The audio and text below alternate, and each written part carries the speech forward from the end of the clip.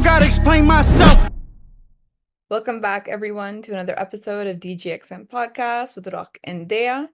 Today, we're entering the basketball scene with an with the superstar from Kosovo, and she is going to tell us a bit about her journey in the basketball scene, but also athletics and how she ended up playing for a college team in the US to actually playing for the national team of Kosovo back home.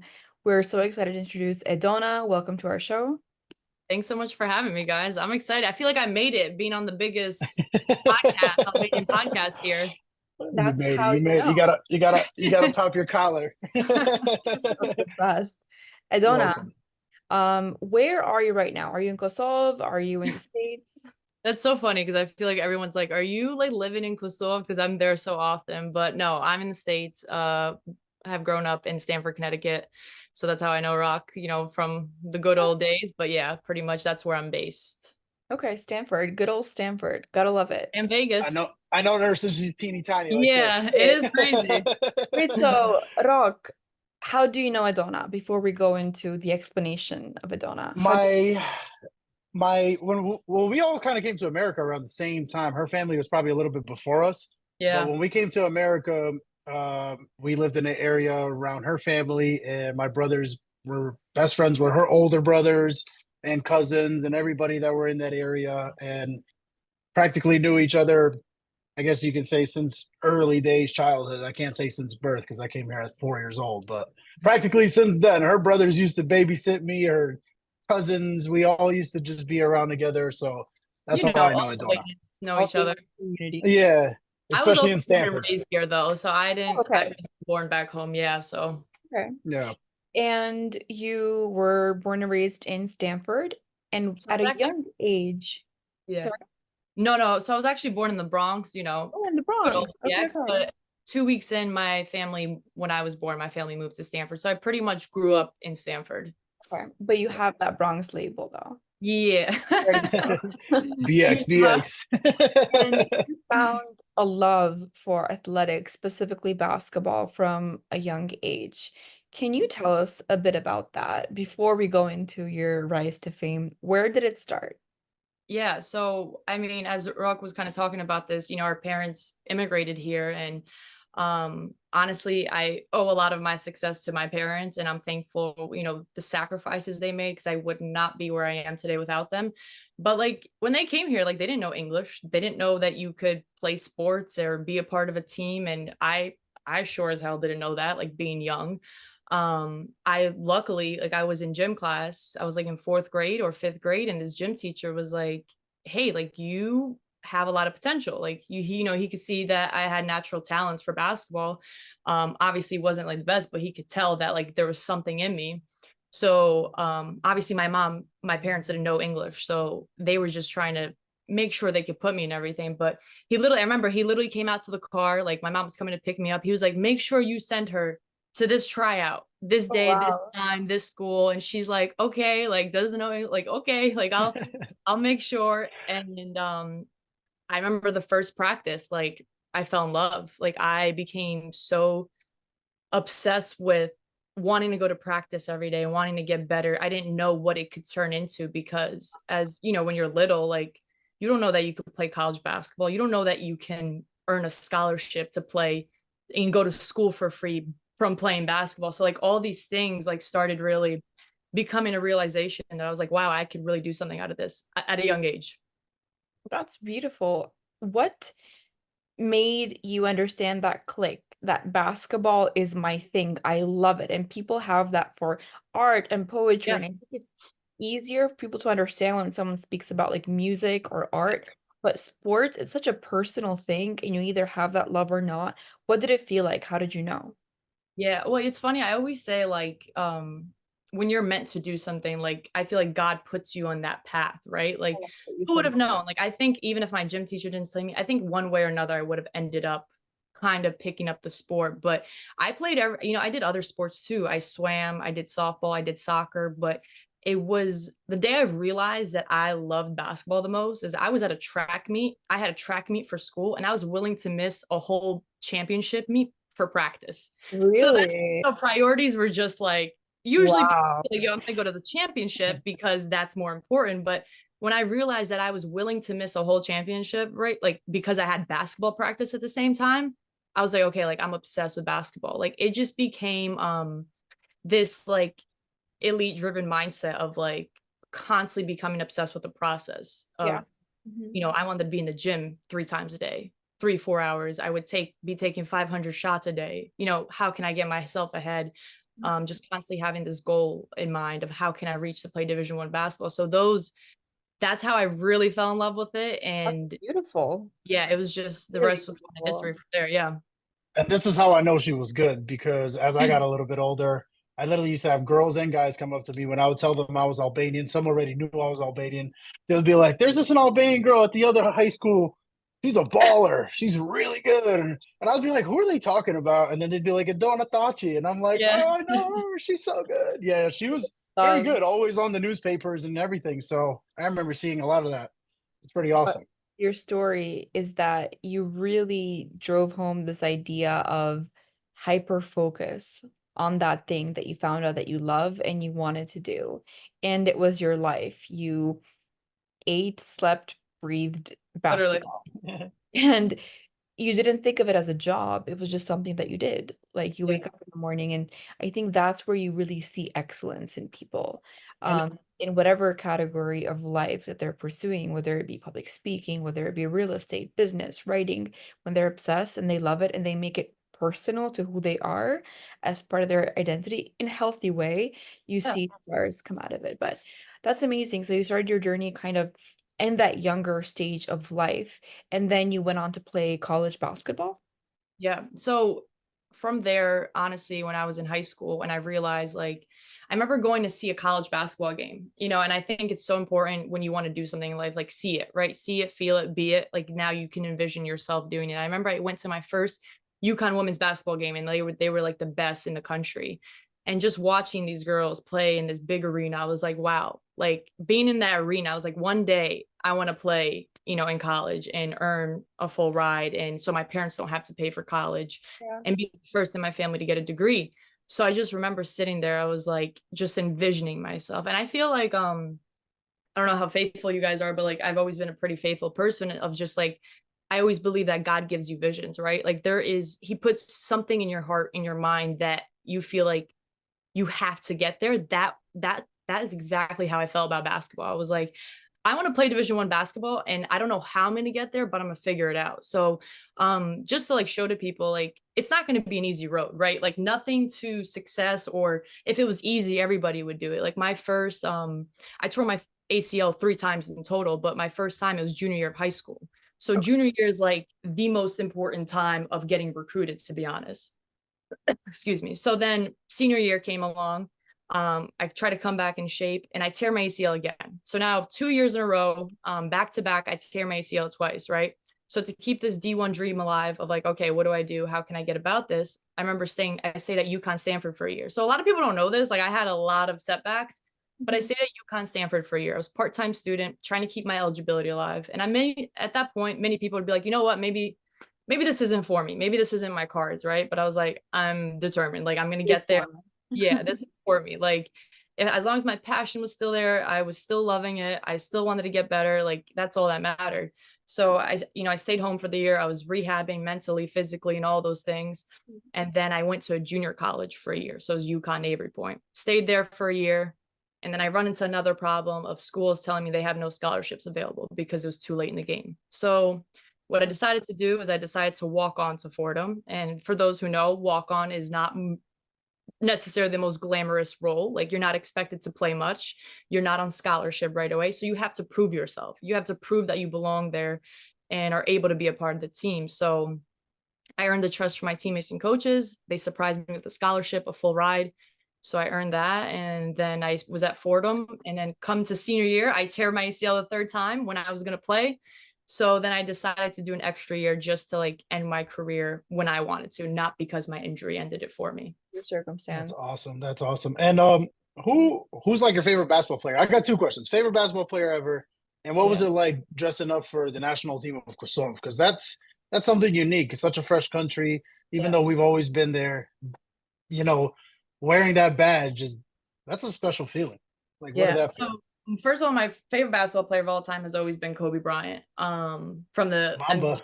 WNBA, I've always loved Sue Bird, loved watching her. Um, Okay. and wearing, representing Kosova, it was crazy. Like at that time, I had decided my career was done, like after college basketball. And then I get a call. They're like, "Hey, do you want to play for the national team?" I'm like, "Man, I was just about to be done, like retire. My body wasn't it wasn't feeling like it was used to. So I was like, this is a lot." But when I was asked to play for the national team, it felt like such an honor for me because obviously, as you know, like our parents came from this war torn country and came here to start a whole new life. So I'm like, absolutely, I want to represent our country. And at the time, I didn't have a passport, so I needed a dual citizenship. I was born and raised here. So what do? This is gonna sound crazy, but I emailed the president of Kosovo, Vjosa Osmani, and basically sent a cold email of just like, look, I would love to represent. I know it sounds crazy. I would love to represent our That's country. crazy. Like, It's not crazy. It's not crazy, especially in small countries.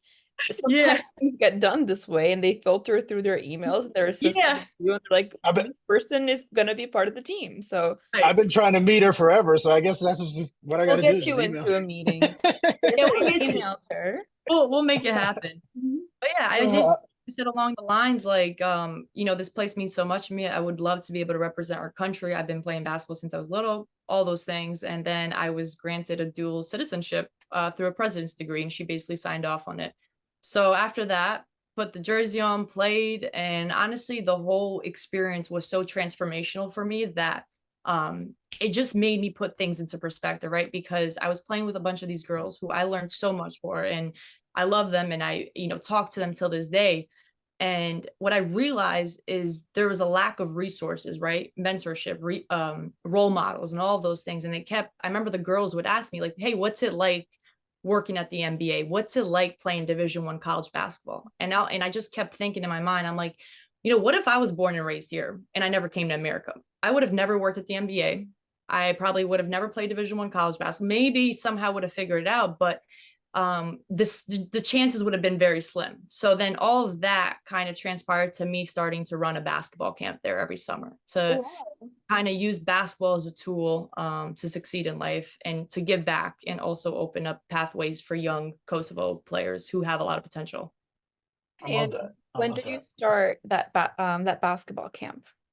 Yeah, so it's called Kosovo Heritage Basketball Academy, and I named it Heritage because obviously Kosovo, it's my heritage, and I wanted it to be an ongoing thing of for kids to be able to like realize this is a country. Even when you do make it, you succeed in life, you always want to come back to your home country and give back one shape, way, or form. So it was my second year this past summer. So it's pretty brand new, pretty fresh, still building, but it's been going really well. Brought a WNBA player development coach, another NBA Brooklyn Nets analyst, another WNBA youth player development coach, and another personal mentor of mine. So these are all coaches who are high level and highly experienced that I brought over to Kosovo.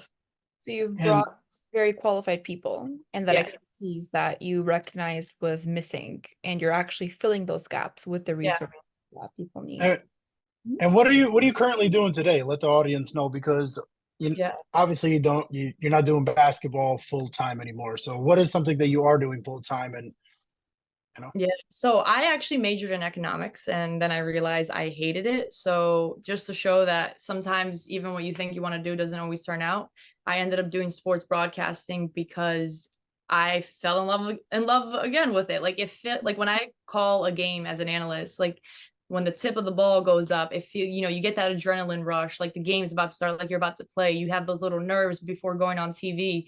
So it's all those things that kind of makes me feel like I'm still an athlete and I'm talking about the game, breaking down the game, the X's and the O's, having to really prepare. I have to scout out both teams, players, coaches, all those things, watch a lot of film. So I'm currently a sports analyst, basketball broadcaster for, I've done WNBA games this summer. This was my first year. But just a side note, a lot of people don't realize this, but this time last year, I got like 50 no's. Like nobody, I had 0 games on my schedule. Like I had 0 games. Um, People kept telling me, you know, we have our roster full. We don't need anybody new right now, but we'll keep you in mind. So it's discouraging. Like, I'm not going to say this came in easy. Like, I was very discouraged because I was like, I really want a chance. I want somebody just to crack the door open for me and I'll knock it down. And then I always think like God's redirection is also like your protection, and it's kind of comes out better than you can really imagine sometimes. And then 2 days before one game, somebody called me up. It was like, hey, we need an analyst. So I did it, even though I never did it in my life, but I'm just going to do it, right? Keep my fear and anxiety take over. So then that's how that started. One game turned to another, and then I was able to do WNBA this summer. So it was great. You said something that really touched me, and I think will touch a lot of viewers, and that's your strong belief in faith and in God's vision for you and the visions that you get. And I applaud you for that because it gives you a sense of clarity and it fuels your vision, but also keeps a larger picture in mind of keeping your intentions pure. I feel like that in collaboration with who you are as a person, you seem like someone who never gives up, truly makes you a force of nature. And I can notice that even from our video call right now. So, guys, the energy here is high. If you're watching this, you can I sense appreciate it. it. I can only imagine what it's like in person. Yeah. So you fuel this basketball academy back home, and here you do sports broadcasting, which you mentioned that was a journey on its own. What do you see yourself building beyond that, if anything else? Because maybe you like exactly what you're doing, but what's your vision of the future for Edona? Yeah, honestly, we talk about legacy. To me, the most important thing in life is how can I impact people, right? I truly believe we go through things in life. Is the way you gain wisdom is to go through things in life, right? If somebody was like, would you have a perfect life or going through, I think I would choose this, all those things that I went through. I wouldn't change a single thing because one, it makes me who I am, but also two, sometimes those things you go through isn't always just for you, right? It's to help the person who has gone through the same mile marker as you. So oftentimes I think about my purpose. What's my purpose? My purpose is to help others, be there for others, help them with my experiences, what I went through. Maybe I could be a guiding voice for them. And honestly, that's my end goal, is just to impact as many people as I can through basketball, which is my basketball camp. I want to keep building that and like hopefully, be able to bring kids here from Kosova to give them an opportunity to play college basketball and make it into a big academy one day. I know I'm dreaming real big, but yeah, and No, then dream bigger. Have that academy on Mars, like collaborate with Elon Musk. Please keep going. If you can envision it, maybe there's a need behind it too. like if And you're envisioning, there's something there. yeah, and also in um, addition to that, you don't know who you're helping. Even when you're having a conversation like this in a restaurant, a waiter may be hearing you and they're inspired to go do something else afterwards. So right. And that's my goal. I just want to inspire as many people as I can with my story of just like, there's going to be roadblocks. Like brick walls are there for a reason, right? One, they show you how bad you want something, and two is what are you willing to endure and sacrifice to get to where you want. So that's my goal. And Exactly. podcasting is to obviously just get to be well respected and get to the highest level as possible. Now, just to get a little bit, I'm going a little backwards. I remember you had your injuries. Yeah, You said how many ACL surgeries did you have? I had 3 ACL major Three. surgeries, and then I had 5 knee surgeries in total, just because they've had to constantly go back and clean things up. 5 knee surgeries for Wow. a basketball player. Yeah, When that happened the third time, yeah, were you just like what was that feeling? Because even happening a first time, like guys, people don't understand. This is a life like career yeah, ending injury. For you to have this three times and still get on the court and still play for a national team, like that's insane. Like yeah. take us through what were the steps to kind of just getting through that? Like what was the hardest mental block in that part? Like, man, I don't want to do this no more. Like what pushed you? Yeah, I'm not gonna lie.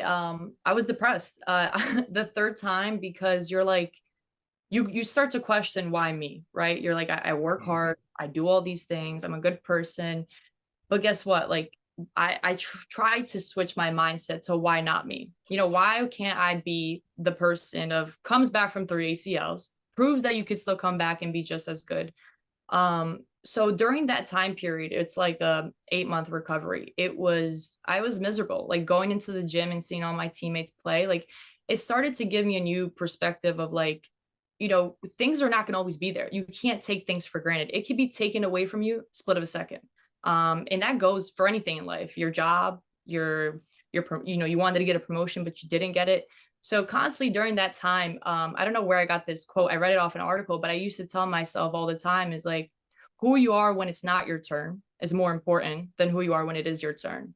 So basically during that time, it wasn't my turn to be on the court. But so oftentimes as athletes, we tie our identity to what we do on the basketball court. So I realized at that moment, I had to really dig deep and just be like, okay, I'm more than a basketball player. What else is my purpose, right? How can I be the best teammate possible? How can I guide these people, these players who are probably struggling from these sprints right now, but I turn to the left, I'm like, look, I can't even run. And then they see me and they're like, okay, I'll keep going for her, So there's just so many things that I tried to reframe my mind. And honestly, like, I feel like I needed that to sometimes the place we want to be at, we don't want to be, you have to be to get to where you want to go. Mm-hmm. I like that. It only makes sense later. I can tell you love Kobe because I feel like that guy would be proud of your perseverance for sure. Yeah, I love him a lot. I listen to him a lot.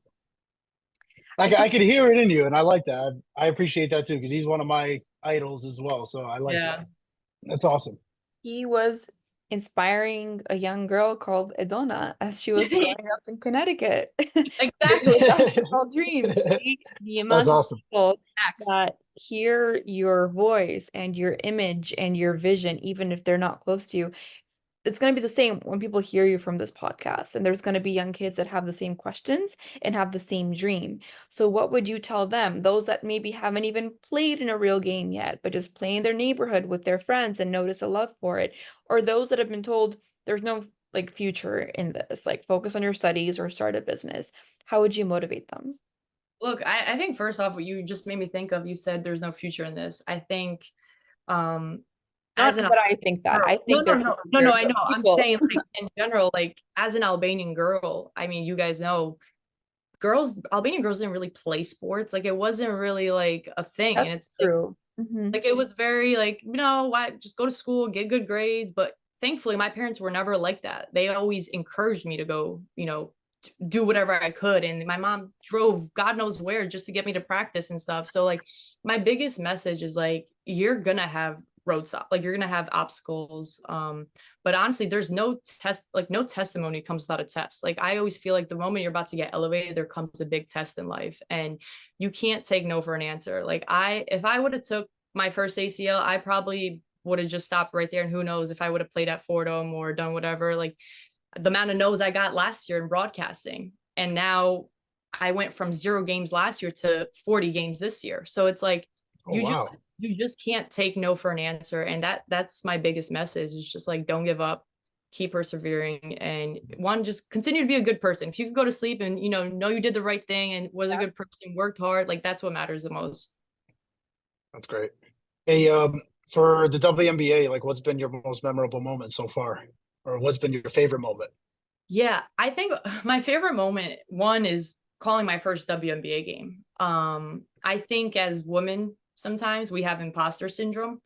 And for me, calling my first game, I was like, wow, do I belong here? Like, it's scary, right? You're doing something that a lot of people dream of, and you're getting this chance in your first year of ever calling games. So like it really went from college to WNBA really quickly. And that was my most memorable moment because I realized like God put you here for a reason. Like you got this opportunity for a reason. So like trust that, own it, show up, be confident, be prepared. Like what you can control is I can control being as prepared as possible, showing up, making sure I'm on top of my stuff. But like, I heard somebody once said this to me, don't walk by the room, like walk in the room. Walk in the room like you're meant to be there. Literally. And you definitely walked into it like you're meant to be there. But everyone gets that stage fright, call it whatever, especially when they care about something. And then you become a natural at it. And it's as normal as brushing your teeth in the morning. So yeah. Well, I don't know if I'm a natural yet at it. We're working on it, but well, I think you are from the as a spectator or someone who view you, they don't notice any of the nerves or the internal analysis that you may have. And I'm only more excited to see what you'll be able to do Next, I also wanted to hear a bit about your Albanian background. You spoke that you love your heritage and you're very proud of it. Where is your family from in Kosovo? Yeah, so my family's from Peja.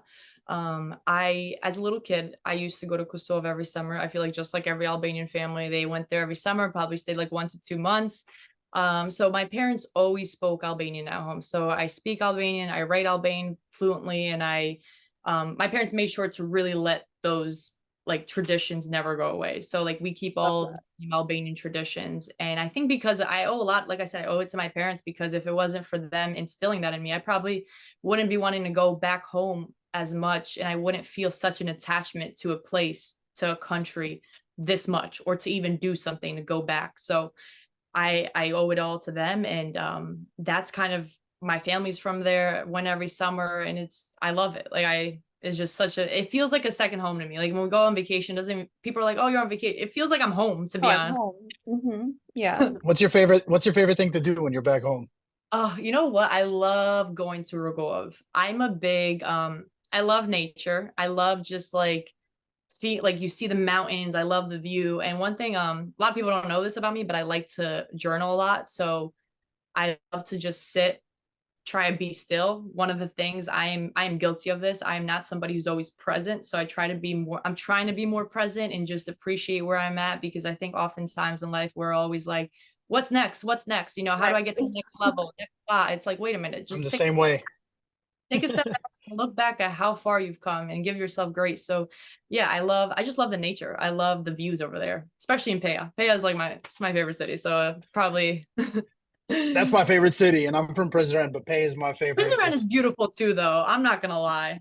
Where are yeah, you but guys? Pay Where are you from? something special. Me? Ooh. Yeah. I was born in Tirana. I'm from Oh, Tirana. nice. I love Shipney. My grandparents are all from Chameria, which is now northern Greece, but Wow. essentially they were ethnically displaced and they made their journey into Albania proper. But we were just having a conversation about this with Rock that we say Albania, we mean all of Albania. Like, Yeah, yeah, so yeah, when you Yeah, speak about Prizren and Pej, I've been to Pristina, I've been to Jakov. yeah. I haven't been to Prizren yet. I haven't been to Peja yet, but I can't Oh, wait. you got And those are like the most two beautiful places, I feel like. Peja, Jakov is also beautiful too. I yeah. really Pay go is to, just special. It I love is. Pay. It's like my home. I feel like the waiters know me. Like just we're homies at this point. Yeah, my mom's family is from there. That's why I love it so much. So I spent the most amount of my time in Kosovo there in Pay. Yeah. So that's why I love it so much. That's my backstory for that place. something intriguing that I've been thinking about lately and heard in discourse here and there is the idea of what would Albania look like if all of us, especially like younger generation, go back, all of us, one by one. I heard that too somewhere. Populate. I was thinking What about would that. it do to the economy? What would it do to the mindset, business, education? What do you think? Would it be chaos or would it be good? I think it would be chaos, to be honest. Like you're gonna have too many people who feel too powerful to be like, oh no, I'm doing this, or you know how it is. It would take time. I Yeah. think whenever something new starts, there's a time period where things go really well, and then there's chaos, and then it establishes some kind of like normalcy. But it's an interesting thought. Yeah. I Yeah. think the American Albanians will probably have the hardest time because we're just so used to freedom here. And you got like Albanians in Switzerland. Swiss is a police state. Germany's kind of like Yeah. a little bit like that. I feel like Albanians in America would probably have the hardest time sticking to those codes and I was gonna and, say there's and also laws. yeah, we're so used to like regulations and being here. So like I don't know how that would be. I don't Yeah, know. I think it'd be wild. Albanians from America and those that are from the UK can chime in would dominate very Yeah. quickly the scene because they're like, I'm a leader. No, I'm a leader. We're all Yeah. leaders. Yeah. We're all being like We're hard gonna headed. So become it's like leaders. that's why I say I don't know. I think it would be chaotic, my opinion. But That would be really interesting. Just keep the arms and guns away. Just yes, keep those out of the equation. Everything will be. literally. We need Literally. to have like a wiser Socratic seminar, a wiser body to be like, these are the chiefs that make the decision. We can Yes, go appointed through them. people. Now Yeah. I've currently seen that there's another Albanian girl in the WNBA, excuse Yeah. me, and I'm guessing she's the first in the WNBA or Yeah. no? I actually called one of her games, so it was a full circle moment. We took a picture together. She's a friend of mine. She's really sweet. Her name is Lureda Chubai. Um, Obviously, a pioneer in her own right of just like what she's done, being the first Albanian to play in the WNBA, which I thought was so awesome. Like me being able to being the only Albanian calling basketball WNBA games, and her being the only one playing in the WNBA. So it was like such a cool little moment, and we just talked briefly about it. But she's awesome, such a great person, hard worker, and all those things. Nice. I love that. Yeah, that's pretty cool to see that now starting to really start to take place. And like in the NFL, a lot of people don't know there's one NFL player that's Albanian who's actually half Albanian. His name Really? is Max Crosby. He plays for the Raiders. Yeah. Wow, I didn't know that. So See, that's like Albanians are starting to make their way. that's cool of like, not to like go off topic a little bit, but when I ran my basketball camp, we would do a Q&A at the end, and we would always ask kids like, have them ask us questions, and they'd be like, well, why can we make it? Like nobody from Kosova has ever made it to the WNBA or NBA and it's like, why not you? So like we try to change that mindset of like, why can't you be the first one to play in an NBA? So like there's so much talent over there. There's just no exposure. Yeah, There's like I immense talent in Albania in Yeah. general. People that oh are totally. very well learned. They have like 3 master's degrees, but even those that Yeah. don't, there's immense talent in arts, in music, and also in sports. Weightlifting, I can imagine. That's really big. Boxing is really big, and basketball, of course. Our gold medalists from Kosovo, they come from pay, don't they? Yep. Yep. So You there we said it. go. There we go. Edona, you told us that you love going back home and visiting Pei, and you Yeah. think Prizren is beautiful. Have you been to the southern Albanian coast? Yes, actually, first time this past summer, I actually drove. I've been to Tirana before. I loved it. Beautiful city, but I never been to the beaches. So this is my first time going this past summer. I was like, I have to go. Like, I gotta go. Like, I'm gonna drive. I don't care. So me, my mom, my aunt, we went to Durmi and we went to Vlor. So like we just kind of made our way through that coast, and I was in love. Like the water, so beautiful. Like it's just gorgeous. I'm like, people don't know about this. I Like, don't know about this. They need what's to know. funny? I started seeing a lot more Americans there who are just like visiting, like tourists. And I was like, wow, like people are starting to notice that Albania is a beautiful country. Beautiful and welcoming and peaceful Yes. too. Yep. I'm jealous. People love it because they I'm come and they jealous. see there's beaches here. They are so pristine. And Pastura Beach this year got voted #1 clearest beach in Europe. Oh, I And didn't go. in addition to that, people are just kind. They're Wait, welcoming. Yeah. what's it called? What's the beach Pastura, called? like Mirrors Beach, because Like the a water mirror. is so clear. It's I've like a mirror. never Mhm. I didn't get to go to Surikalta. I really wanted to go there, but it was really far. So, I've never been to Surrey Culture yet. We can all go together next oh, year. okay, perfect. We'll just There plan you it. go. Is that in the north or in the south? I don't know where that is. It's closer to the south, if I'm Yeah, not wrong. Mhm. South. yeah. Oh, okay. But yeah, I'm Interesting. What? geographically challenged, to be honest. I just put the navigation. I'm like, all right. but hey, you can like shoot hoops, which I can't, so it's okay. We'll share responsibilities. When you said you Yeah. were making 500 shots a day, I was like, You're oh like, my wait, I'll God. be the driver. I was that Albanian girl who didn't really do sports. I've always liked gymnastics, and I did gymnastics. Um, really? That's but amazing. you know, I, my environment, I guess, didn't support it in the same way. Not to say that I'm a Yeah. victim of that or anything like that. I Oh, I could know. also move forward with it, but I didn't. So I would just do it for fun. But I did play varsity tennis. I got selected to the varsity tennis team in my high school. I was more focused. My sport was science fair and winning like So you science were a fairs smart and cookie I then. was a nerd, like a complete I nerd. love And that. I enjoyed every part of it. Like I romanticized being a nerd and writing How you and feel about public. science, I felt about basketball. Yeah. And That's how I feel about football.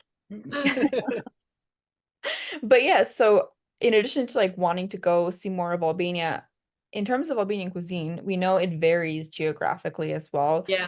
What are some of your favorite dishes? So are we talking like traditional, or like Give us everything, Anything. but I Albanian. I'm not gonna love like I'm not gonna love. I'm I'm not not, gonna you lie. should love. I'm not gonna lie. I love my pita. The all the stuff that get you fat, say the least, Yeah, like that's pita. the best. Um, my mom makes it all the time, so I love that. And I just love baklava, like the desserts. Like I could eat so many of those. Oh, But you like the sweet Albanian. No one has said that. We've had so many interviews. Everyone says burek or oh yeah, jail burek. or, Can't go wrong. I love burek. but no one Honestly, says, Pita Barek's similar. I yeah, don't eat it a lot here because I try to like eat healthier. But when I go back home, I'm like, yeah, I'm just gonna eat whatever. I don't know if you've ever been in like when you've been in Pristine, when you go to some of those places that do like all the traditional foods and they give you like these dips and like the yeah, the chicken, the beef, and all that. Yeah, you that's love the best. it. I played sports after also. You burn off the calories. That's fine. Yeah. Um, what Protein. about in terms of Albanian culture and music? Do you feel like it exists only when you're on your phone, or are you active in the Albanian community, festivals? Like, do you like Albanian music? Do you listen to it? Who do you listen to? So it's funny. I actually was never really involved in the Albanian community here in America as much until recently. I tried to become more involved.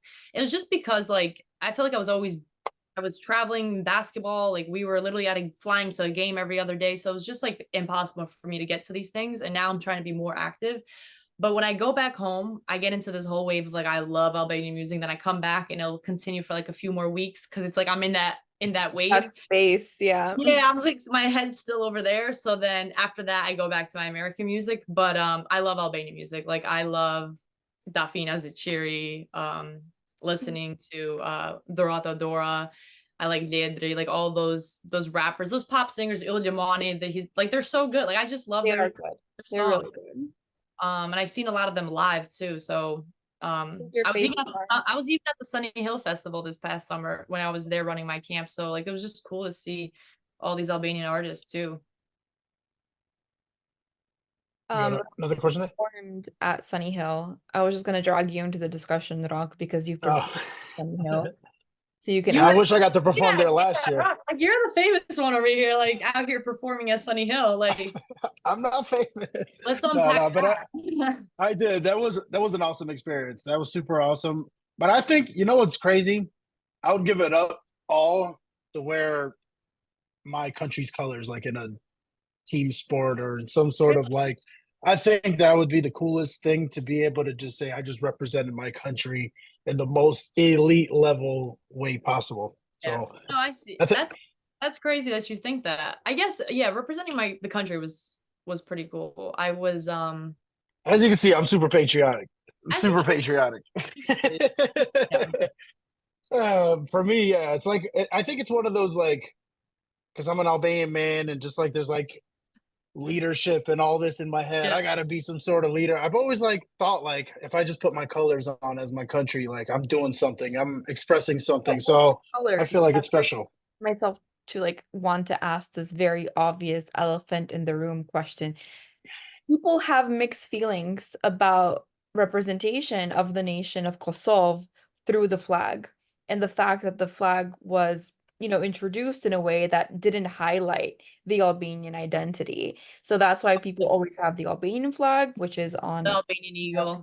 Rock's hat, in addition to the federal flag that was given by the international community for Right. Kosovo. But there's discussion now on potentially changing it. Rock wants to say something before I go to him.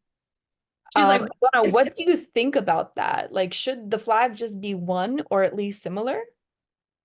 I don't think it should be similar because then it's like the same, but if anything, I think it should just be one because I think we're all Albanian and if we were once one. I get the whole like we're two different countries now. It is a good point. I don't know. I love the obviously the double-headed eagle. Like I think it looks more like tough. That's my opinion.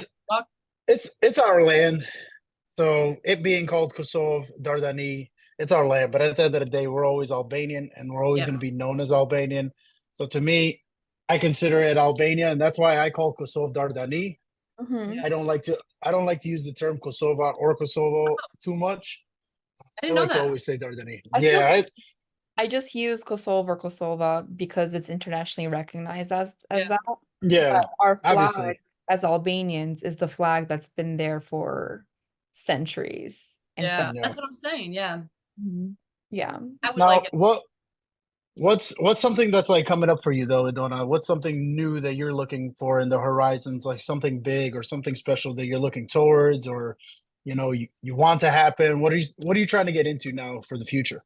Honestly, for me right now, it's the same obsession I had with basketball has become with broadcasting. So I still feel like a nerd of like constantly listening to games, listening to different broadcasters. How can I be better? Watching my own self, which maybe people don't know this, but like when you listen to your own self speak, it is it is humbling to say the least the first few times.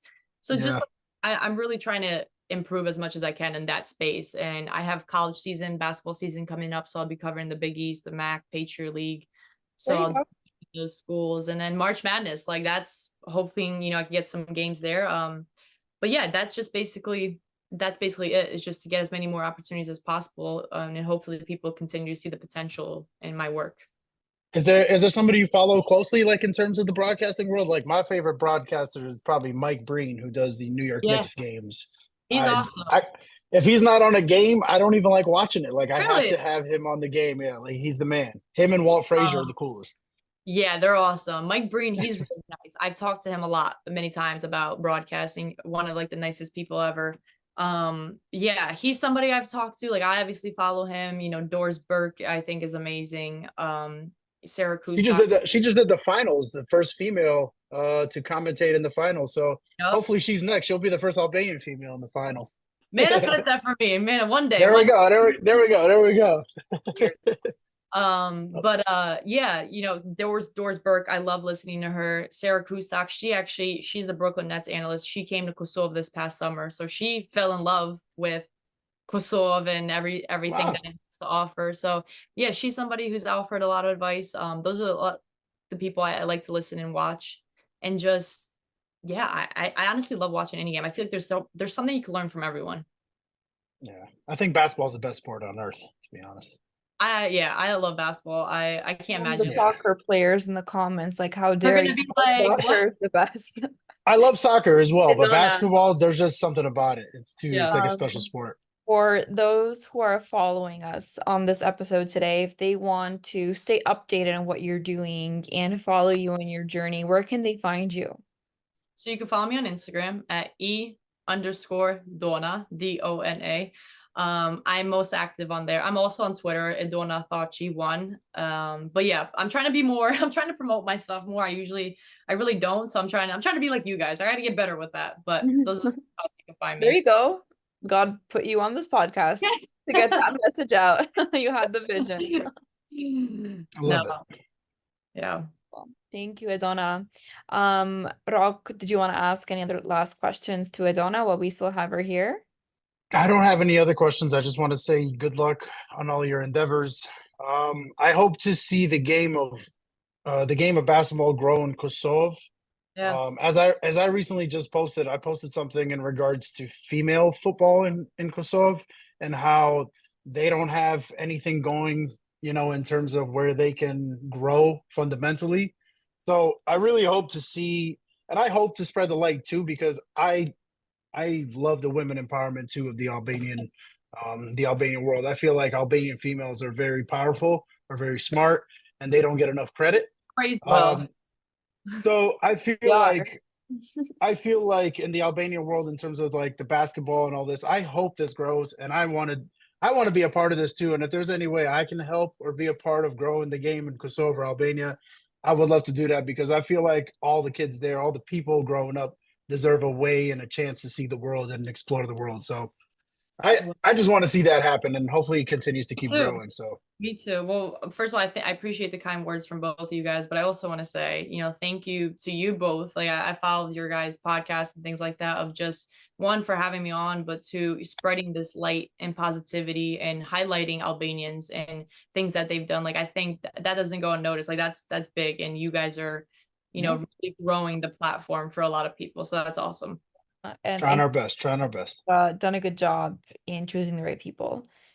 for now to be on the podcast and share their voices and to really create that collaboration that we want in the Albanian community and that most of us have thought about for many, many years. But here we are and doing it. Like you said, God puts a vision in your mind and Gotta go for it. go for it. Edona, Thaqi, thank you so much for being here with us today, Thanks. sharing your journey. I've enjoyed every minute of it. I know those watching us have enjoyed it too. We look forward to keeping up with you and watching some more of the games that you're going to be analyzing. Thank you so much, guys. Go Appreciate Knicks. Thank you, Edona, so much. I appreciate your time, and we loved having you. Bye, everyone.